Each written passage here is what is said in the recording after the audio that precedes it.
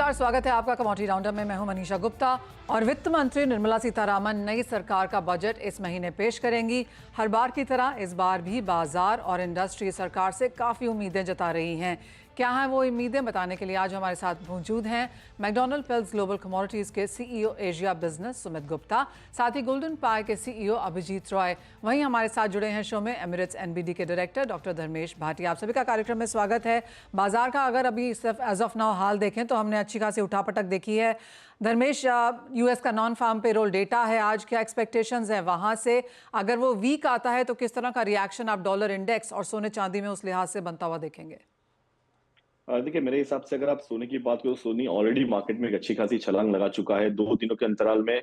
In fact अगर आप देखें तो प्राइस में ऑलमोस्ट 25 से 30 डॉलर की एक रैली आ चुकी है। डोमेस्टिक मार्केट भी देखें तो प्राइस में ऑलमोस्ट 1000 रुपया प्राइस प्रीमियम में आ चुका है। तो शॉर्ट टू मीडियम टर्म मैं एक्सपेक्ट करता हूँ कि ये रैली बरकरार रह सकती है और फिर से प्राइस 2400 के इर्द गिर्द आके सस्टेन हो सकता है। बहरहाल जापानीज येन काफी डेप्रिशिएट हो चुका है, जो अगेन एक सेफ हेवन बाइंग कहला जाता था, आज के तारीख में काफी उसमें पिटाई हो चुकी है। तो कहीं ना कहीं पैसा मूव हो रहा है या तो कमोडिटीज में, स्पेशली गोल्ड में, और दूसरा इक्विटी मार्केट में। अगर आप देखें तो दोनों मार्केट लाइफ टाइम हाई पे ट्रेड हो रहे हैं।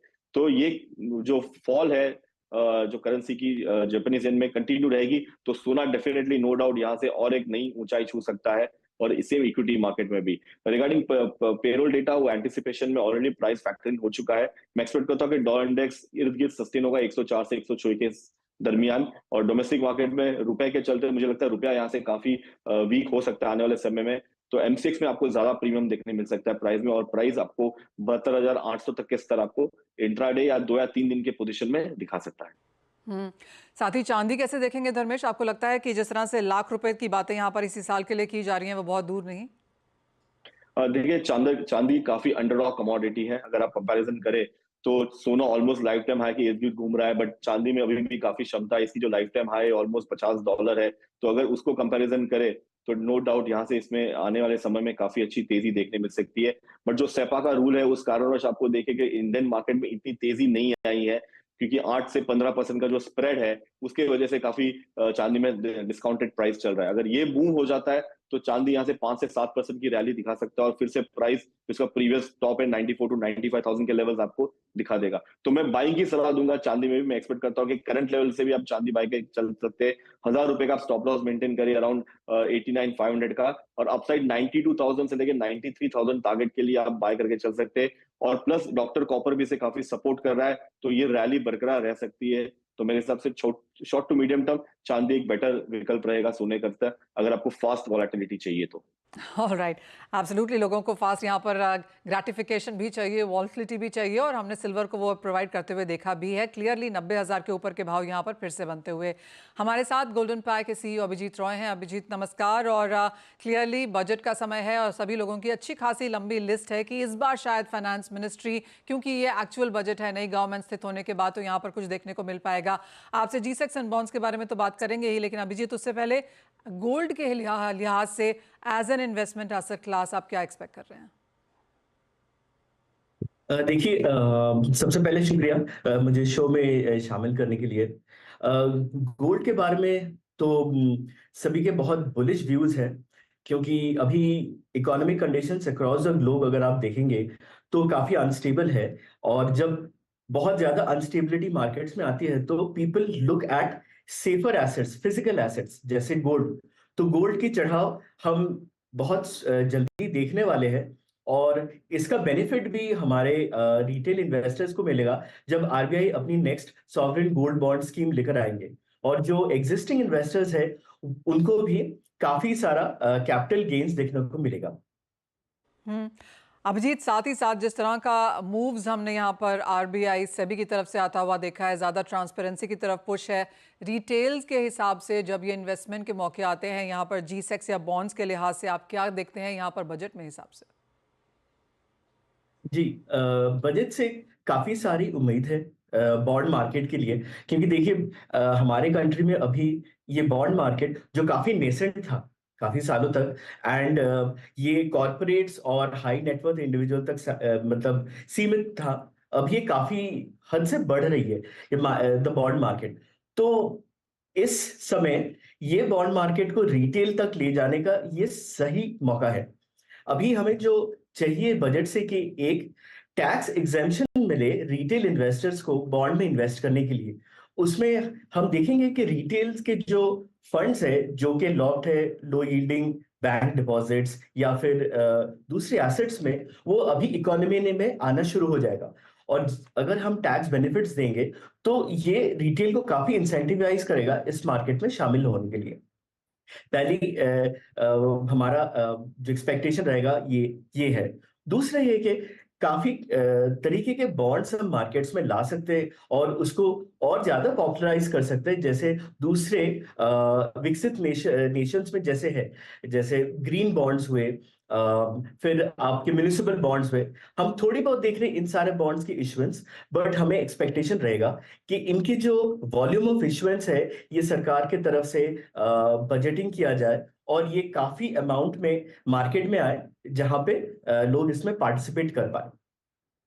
अभिजीत तीसरा साथ ये है ही या कि अभिजीत साथ दूस ही इसके जो जैसे हमने देखा है काफ़ी सारे एसेट क्लासेस यहाँ पर अब ऑनलाइन डिजिटल प्लेटफॉर्म्स के तरीके से हैं, आपको लगता है वो एक सहूलियत है जो यहाँ पर पुश की जानी चाहिए? जी देखिए, आरबीआई रिटेल डायरेक्ट के जरिए अभी रिटेल सॉवरेन बॉन्ड्स जिनके फ्रीक्वेंटली ऑप्शंस होते हैं उसमें पार्टिसिपेट कर पाते हैं।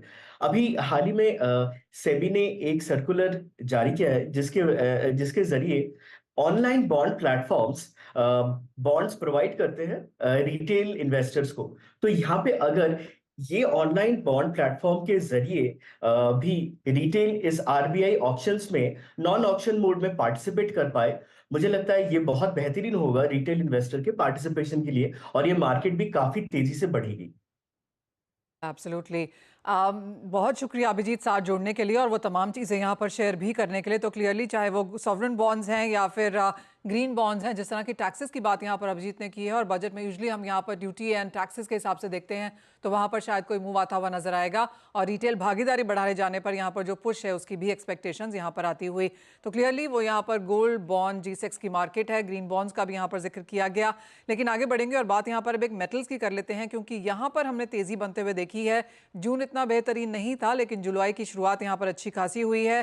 धर्मेश, कैसे देखते हैं आप मेटल्स एज अ मार्केट को राइट नाउ, क्योंकि 2 हफ्ते के हाईज पर कॉपर है, 1 महीने के हाईज पर यहाँ पर आयरन ओर के प्राइसेस हैं, टिन है, एल्यूमिनियम है, जिंक में यहाँ पर तेजी देखने को मिली है, और ज़्यादातर मेटल्स एनीवेयर बिटवीन 2 से 5% की तेजी के साथ काम करते हुए। कोई मेटल आप यहाँ पर चूज करेंगे अब अगले हफ्ते के लिहाज से? देखिए, मेरी जो फेवरेट पिक रहेगी अगेन डॉक्टर कॉपर रहेगी। 2 हफ्ते से मैं कह रहा था कि मार्केट में काफी स्टेबिलिटी आ सकती है 820 830 के स्तर में, क्योंकि 950 की कमोडिटी ऑलमोस्ट 820 आ गई थी, एक तरफा मूव आया था। ये एक शॉर्ट कवरिंग भी है, प्लस मार्केट में फिर से एक अच्छी रुझान देखने मिला है प्राइस में। रुपया डेप्रिशिएट हुआ है, सिल्वर गोल्ड रैली किया है, तो उस कारणवश आपको देखिए कि गोल्ड और कॉपर में, बेस मेटल्स में भी इसमें काफी सपोर्टिव एक फैक्टर इन आ चुका है। मैं कॉपर की तरफ एक्सपेक्ट करता हूं कि ये 880 से लेके 890 के स्तर आपको इमीडिएट बेसिस पे और पोजिशनली 910 से 915 के लेवल्स आपको दिखा सकते हैं। रेट्स जैसे घटने स्टार्ट होंगे, इंडस्ट्रियल डिमांड वैसे ही बढ़ेगी, क्योंकि कॉस्ट ऑफ बोरोइंग कम हो जाएगा और कहीं ना कहीं इंडस्ट्री में बूम देखने मिल सकता है। इक्विटी नो डाउट एक अच्छी खासी रैली कर रही है, तो यहाँ पे एक्सपेक्ट करिए कि बेस मेटल्स काउंटर में भी आपको तेजी देखने मिल सकती है। मैं सलाह दूंगा करंट लेवल पे भी बाय करके चल सकते हैं। 860 का स्टॉप लॉस मेंटेन करिए और इमीडिएट टारगेट अराउंड 880 टू 915 का रहेगा। पोजिशनली मैं काफी बुलिश हूँ कॉपर में। तो तेजी यहाँ पर प्रेशस मेटल्स में और इंडस्ट्रियल मेटल्स में भी है, लेकिन साथ ही साथ अगर एनर्जी को देखा जाए तो यहाँ पर सबसे बेस्ट गेंस देखने को मिले हैं। जून की तेजी के बाद जुलाई में यहाँ पर बढ़त अब भी जारी है और 2 महीने के हाईज पर यहाँ पर कच्चा तेल, ये चौथा ऐसा हफ्ता है जब कच्चे तेल में हमने पॉजिटिव गेंस देखते हों। क्लियरली 3 से 4% की तेजी यहाँ पर ब्रेंट और WTI दोनों में देखने को मिल रही है। यहाँ पर क्या सेंस है धर्मेश, और कितनी तेजी की एक्सपेक्टेशन यहाँ से? देखिए, मुझे लगता है कि यहाँ पे कहीं ना कहीं हॉल्ट मिलना चाहिए प्राइस को।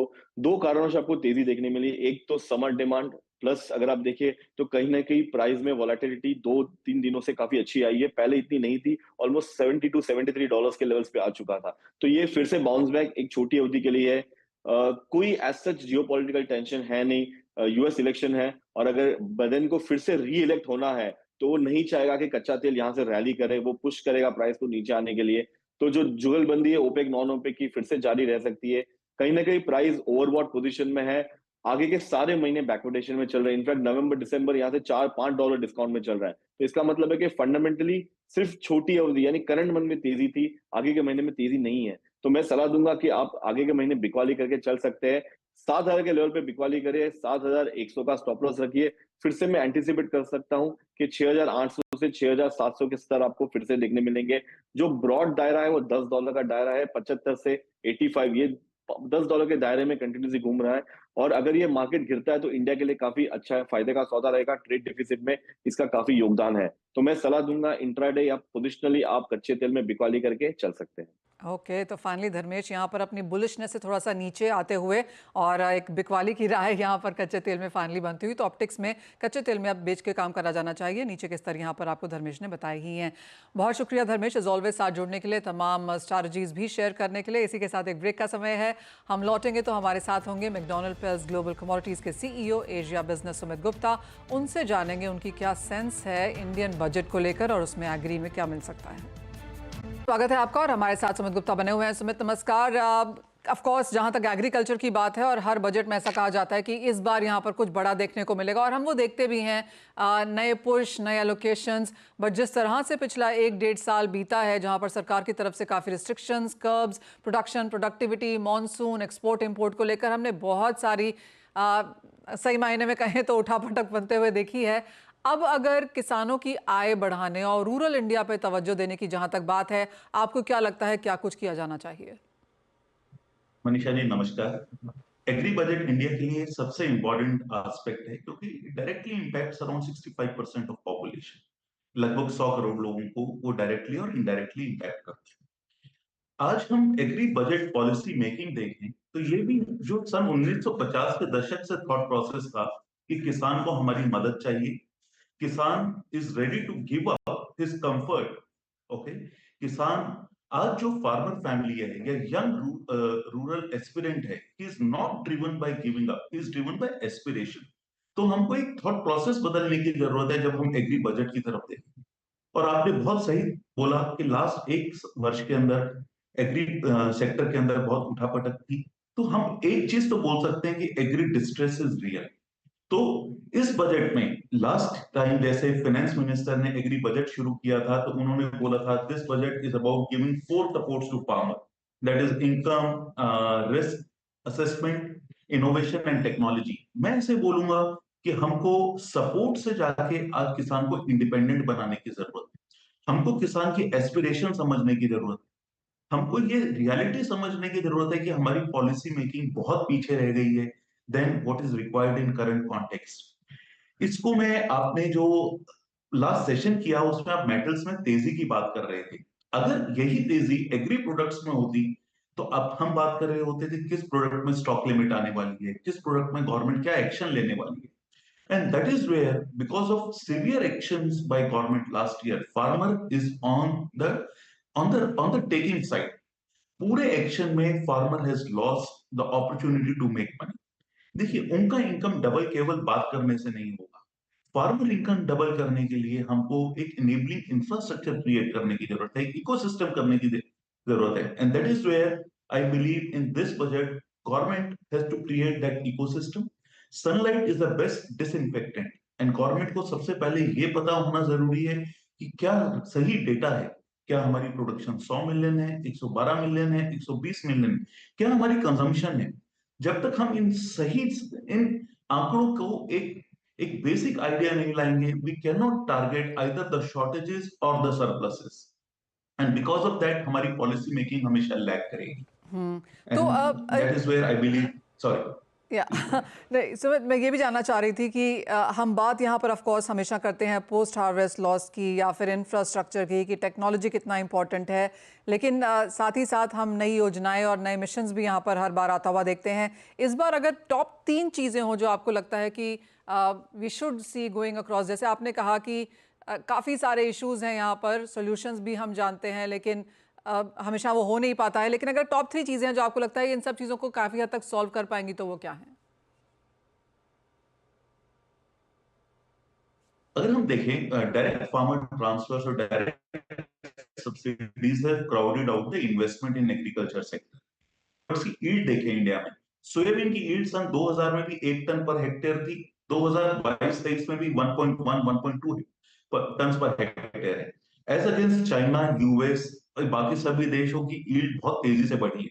तो हमको एक टेक्नोलॉजी में इन्वेस्ट करने की जरूरत है, जीन एडिटिंग, ऐसी टेक्नोलॉजी जिससे दालें और ऑयल सीड, स्पेशली इन दो प्रोडक्ट में यील्ड बढ़े, जिससे प्राइस वॉलेटिलिटी मार्केट में कम हो और हमारा जो आत्मनिर्भर होने का 2028 तक का ऑब्जेक्टिव है उसको मीट किया जा सके। So first thing is investment in technology.